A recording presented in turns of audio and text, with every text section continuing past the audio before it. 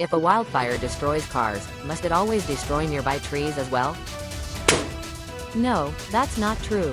Lead stories found other examples of wildfires sparing trees while nearby cars and houses were incinerated. Experts explain that trees generally have a higher moisture content and take longer to heat up than closed structures like a car or home, making trees less likely to catch fire or be damaged. Full details and sources on leadstories.com. Like and share the truth.